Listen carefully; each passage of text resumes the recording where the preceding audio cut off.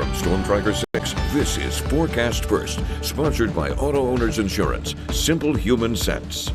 You're just a tad bit warmer this morning compared to yesterday morning as our temperatures are approaching 40 degrees across the area. Current temperature right now in Lansing is at 40, 38 in Mason, and 37 degrees over in Charlotte. Current satellite and radar does not show much right now as we have clear skies across the area. That is thanks to some high pressure that we have over out in the Midwest here. That'll stick around for today, giving us mostly clear skies.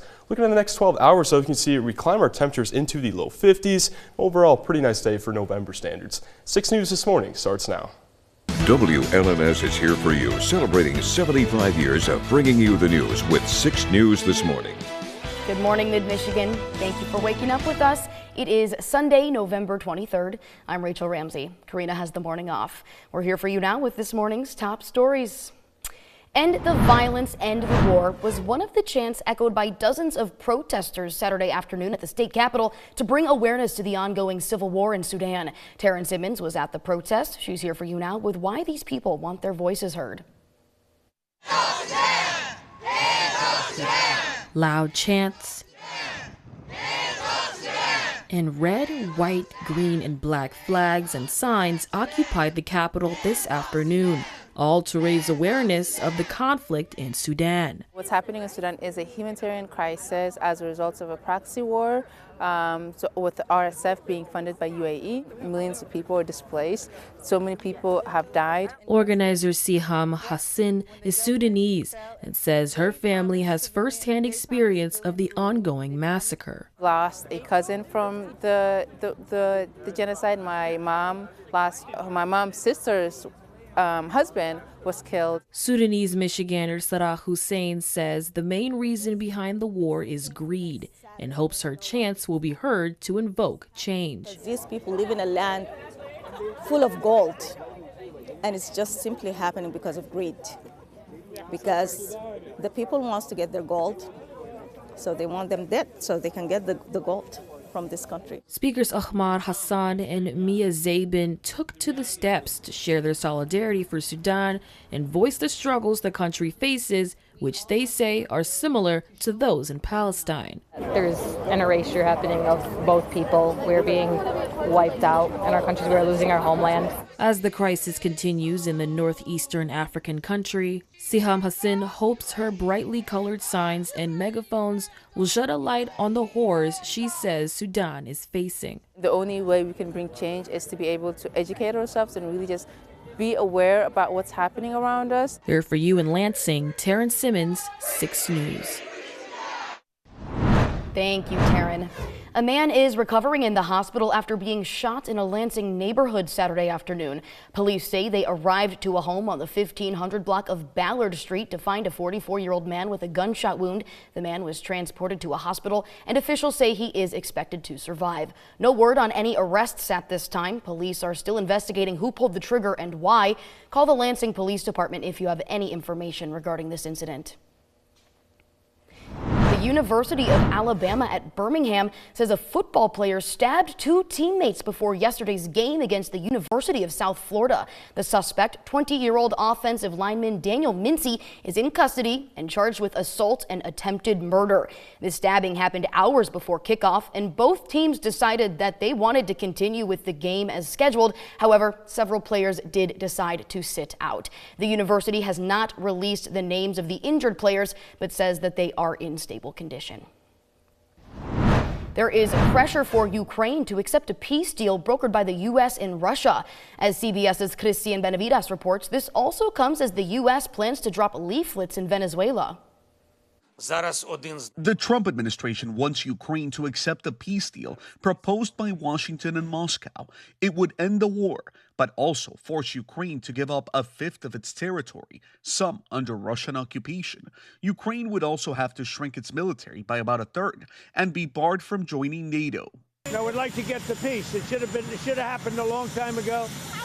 The Ukraine war with Russia should have never happened. If I were president, it never would have happened. Russia's leader, Vladimir Putin, said he had received the proposal, but serious negotiations hadn't started because the U.S. administration, he said, hasn't been able to get Ukraine's consent. Meantime, on Venezuela, sources tell CBS News the Trump administration is considering dropping leaflets on that nation's capital, Caracas, as it considers military action against the country. Sunday marks Venezuelan leader Nicolas Maduro's 63rd birthday. This was Maduro Friday, where he said no to war. Peace. Yes. Respect. Yes. War, no. On the domestic front, the president responded to his former ally, Congresswoman Marjorie Taylor Greene, who announced she would step down in January. While he thanked her for her service, Trump called her a traitor once again on social media. Greene told her followers, "There are no leaders that will save this country, but you, the American people, can." Christian Benavides, CBS News. And as you just heard, the United States is set to launch a new phase of Venezuela-related operations in the coming days as the Trump administration escalates pressure on President Nicolas Maduro's government. That's according to 4 U.S. officials. Now, it's not clear if President Trump has made a final decision to act, but reports of looming action have multiplied in recent weeks as the U.S. military deployed forces to the Caribbean amid worsening relations with Venezuela. The Trump administration has been weighing options to combat what it has portrayed as Maduro's role in supplying illegal drugs that have killed Americans. Maduro has denied having any links to the illegal drug trade. Israel's military says it has launched new airstrikes against Hamas militants in Gaza, testing the ceasefire that began back on October 10th. Health officials in Gaza said at least 24 people were killed and at least 54 wounded, including children.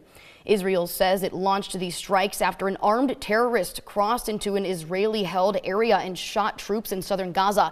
The strikes occurred amid international momentum on Gaza, with the UN Security Council approving the U.S. blueprint to secure and govern the territory. Prime Minister Benjamin Netanyahu's office said 5 senior Hamas members were killed in the strikes, but no soldiers were hurt.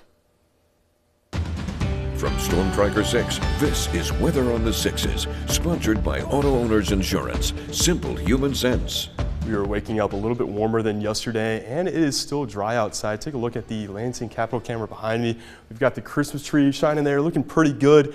We'll have dry conditions here for the next few days. As you can see, satellite and radar does not show anything around us right now. This is because we have high pressure in play over the Midwest right now, and we're just going to see mostly sunny skies for your Sunday. Pretty nice day because we'll have temperatures in the upper 40s as well. Compared to 24 hours ago, we're sitting about 10 to 15 degrees warmer. So again, a lot of it's not waking up to any frost this morning because it is so much warmer. And then looking at the current temperatures, we're sitting at 40 in Lansing right now, 38 in Mason, and 38 degrees as well over in Jackson. Precipitation trend over the next few days, you do see the better chance of some rain on Tuesday. And then following that, we have colder air that will be coming in behind it. It'll go from rain to snow on Wednesday, and then some chances of some lake effect snow going into your Thursday and Friday. Looking at the high temperature trend, though, you can see that we do stay above average for the next few days. However, after that system comes in on Tuesday, we have much colder air that'll be wrapping around it. Highs will only make it into the low 30s going into the weekend, so a lot chillier than what we've been used to. And if you're a fan of the colder weather, I've got some good news because looking at the next 8 to 14 days, the Climate Prediction Center is expecting us to have colder than average temperatures. So Rachel, you know, we've said this before, we've been spoiled with the nice weather in November. We're definitely going to be paying the price here going into the next few weeks with the colder weather. Yeah, it's felt like I've barely needed a jacket recently. Like I've just been wearing a sweatshirt. Right, yeah, me too. So nice. But not for much longer. Yeah, nope, things are going to change. Got it. Thank you, Cole.